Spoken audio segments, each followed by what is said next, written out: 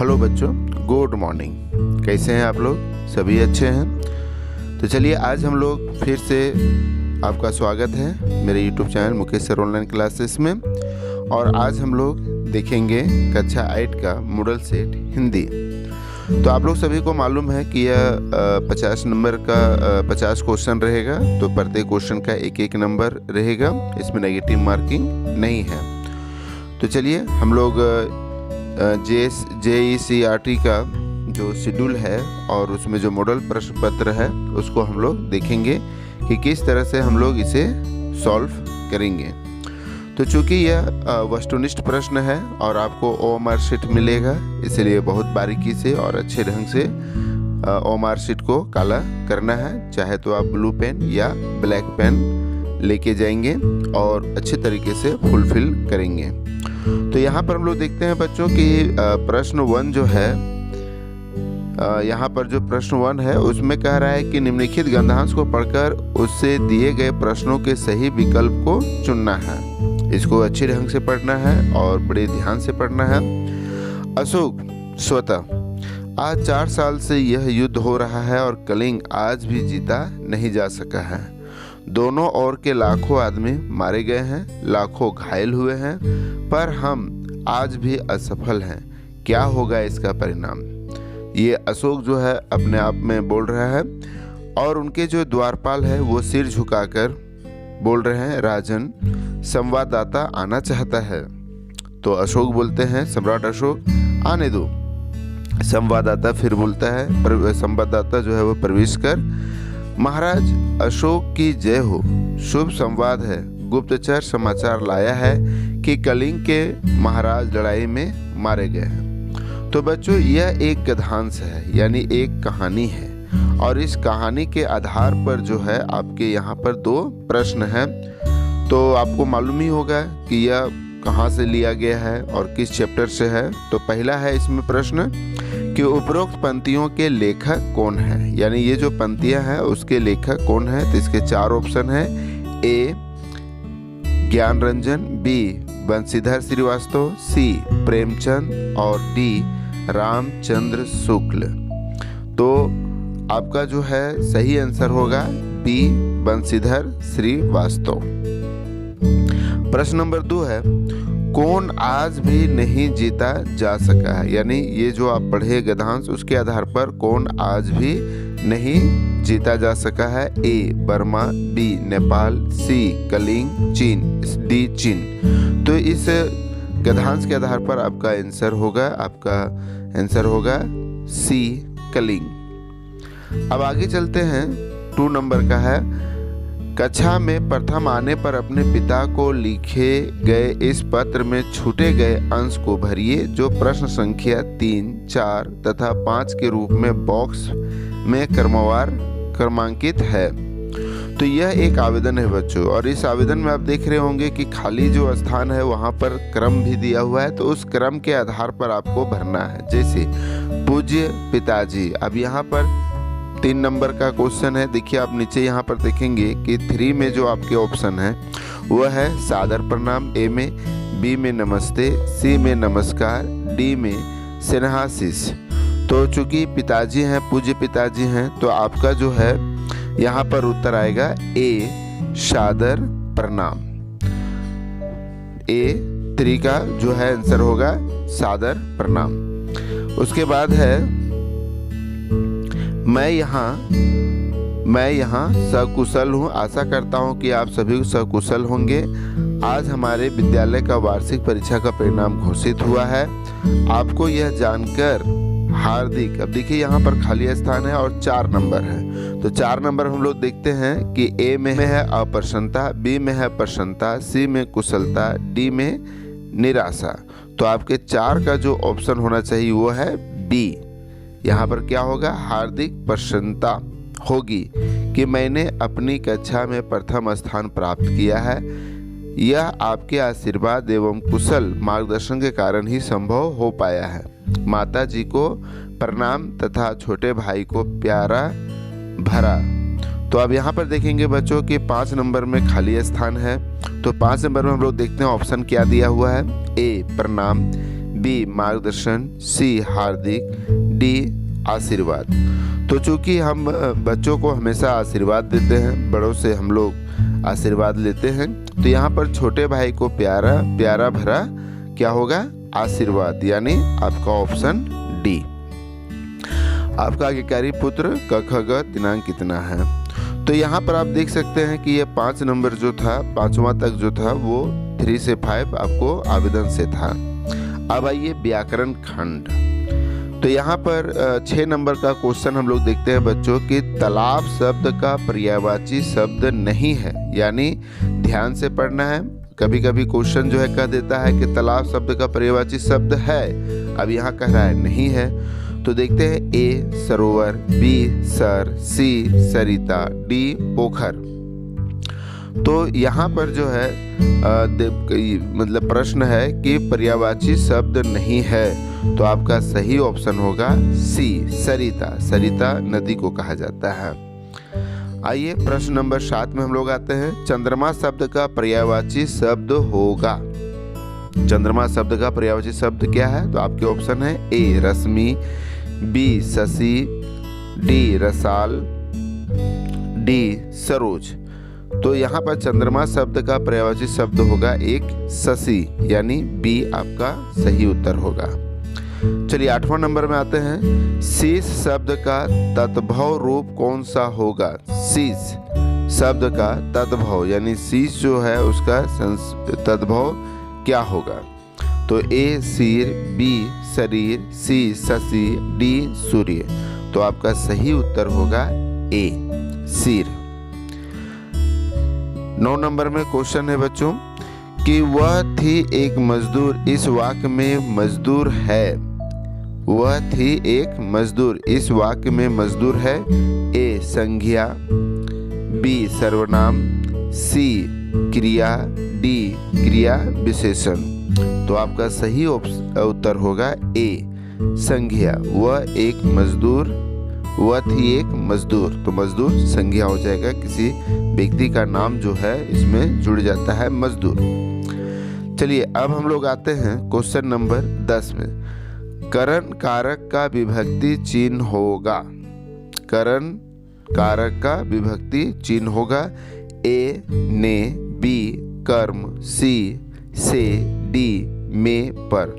तो कर्ता ने करण से, अगर आपको कारक याद होगा, कारक विभक्ति, तो कर्ता ने कर्म हो जाएगा से। आपका सही उत्तर होगा सी। 11वां नंबर आता है बच्चों कि हंसते हुए मुख वाला शब्द समूह के बदले एक शब्द होगा। हंसते हुए मुख वाला शब्द समूह के बदले एक शब्द, यानी एक शब्द में आपको उत्तर देना है कि हंसने वाले मुख वाला को क्या कहते हैं। तो ए हठीला, बी हंसोड़, सी हंसमुख, डी हठपन। तो आपका सही उत्तर होगा सी हंसमुख। 12वां नंबर आ जाइए बच्चों। आस्तीन का सांप मुहावरे का सही अर्थ होगा। आस्तीन का सांप का मुहावरा का अर्थ होगा ए असली मित्र, बी कपटी मित्र, सी प्यारा मित्र, डी अन्य मित्र। तो आपका उत्तर आप जान ही गए होंगे कि आपका उत्तर होगा बी कपटी मित्र। अब आइए प्रश्न नंबर 13 में। प्रश्न नंबर 13 में देखते हैं बच्चों कि परोपकार का संधि विच्छेद क्या होगा। ए आपके ऑप्शन है ए परा जोड़ उपकार, बी पर जोड़ उपकार, सी परो जोड़ उपकार, डी परोप जोड़ कार। तो आपका सही उत्तर होगा बी पर जोड़ उपकार। अब आगे आते हैं बच्चों कि प्रश्न नंबर 14। खेल कूद किस प्रकार का समास है। खेल कूद किस प्रकार का समास है। ए आपके ऑप्शन है ए द्विगु द्विगु समास, बी द्वंद्व समास, सी बहुव्रीहि समास, डी कर्मधारय समास।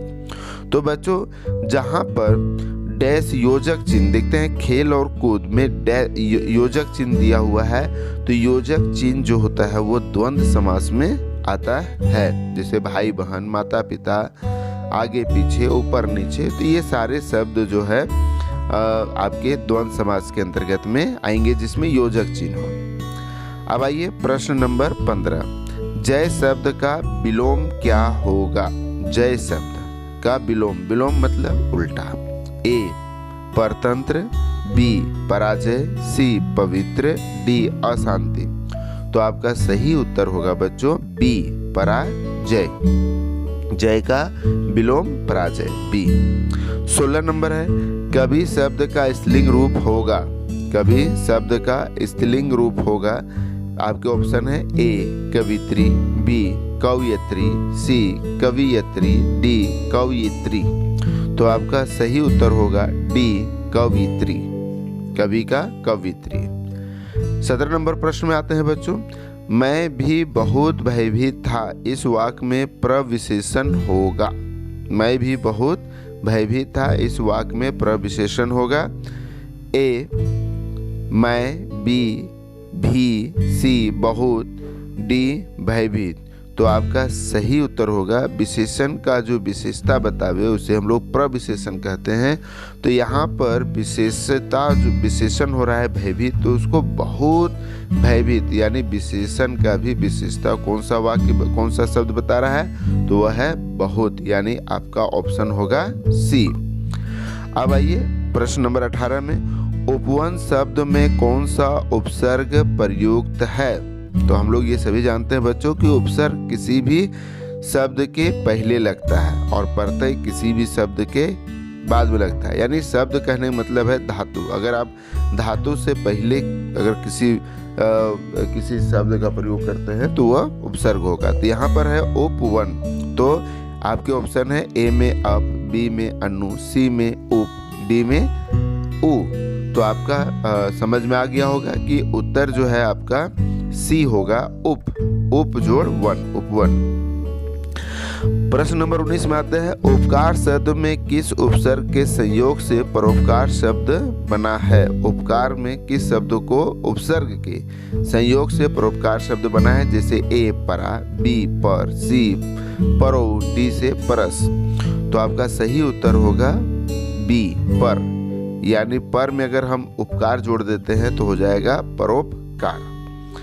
प्रश्न नंबर 20 में आते हैं, मजदूर शब्द में ई प्रत्यय लगाने से नया शब्द कौन सा होगा। तो हम लोग सभी जानते हैं कि शब्द के जो पीछे लगाया जाता है वह प्रत्यय कहलाता है। तो मजदूर में ई लगाएंगे तो मेरे विचार से मजदूरी होना चाहिए।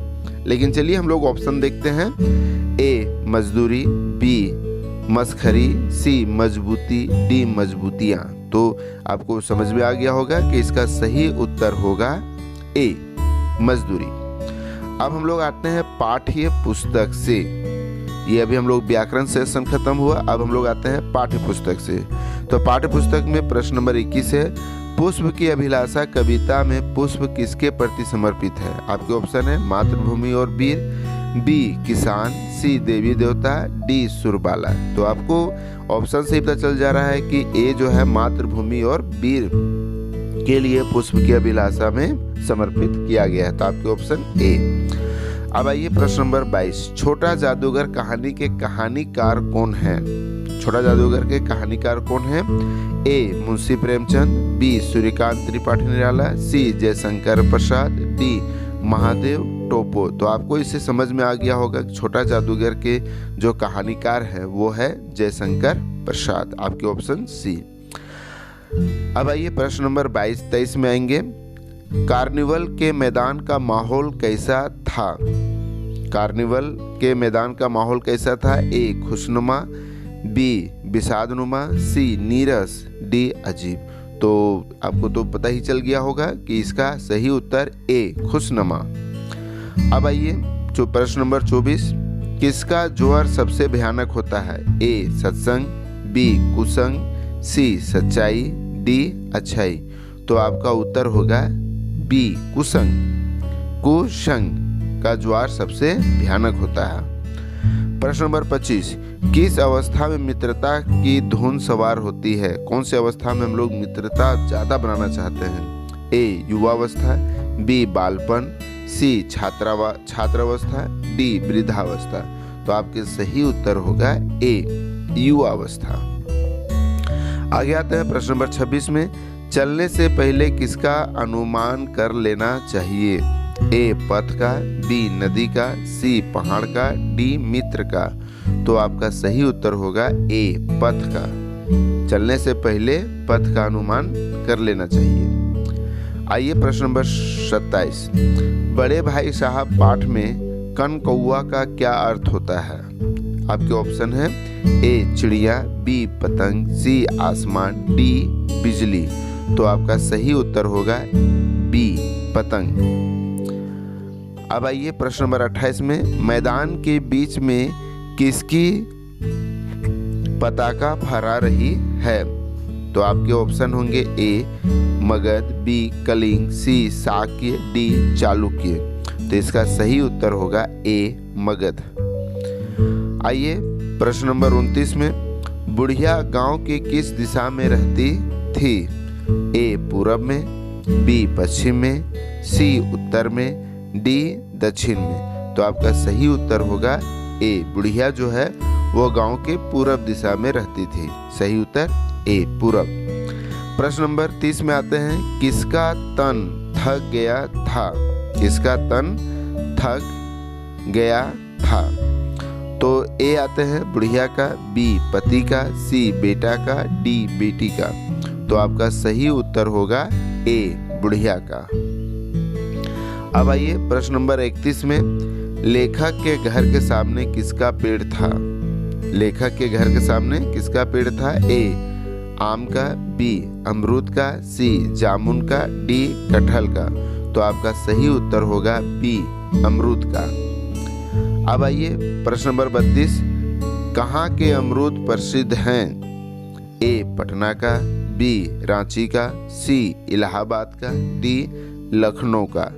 तो आपका जो सही उत्तर होगा वो होगा सी, इलाहाबाद का। अब आइए प्रश्न नंबर 23, बस में यात्रा के समय लेखक के कितने बच्चे उनके साथ थे? ए, 2, बी, 3, सी, 4, डी, 1। तो आपका सही उत्तर होगा बी, 3। अब आइए प्रश्न नंबर 34, बस के यात्रियों ने कैसी बातें शुरू कर दी? ए, तरह तरह की, बी, बेकार की, सी, काम की, डी, अफवाह की। तो आपका सही उत्तर होगा ए, तरह तरह की बातें शुरू कर दी। प्रश्न नंबर 35 में आते हैं, भरत ने राम से क्या आग्रह किए? ए, वापस चलें, बी, वन में रहें, सी, तपस्या करें, डी, भाग जाए। तो आपका सही उत्तर होगा कि भरत ने राम से आग्रह किया कि आप वापस चलें। तो आपका ऑप्शन ए सही है।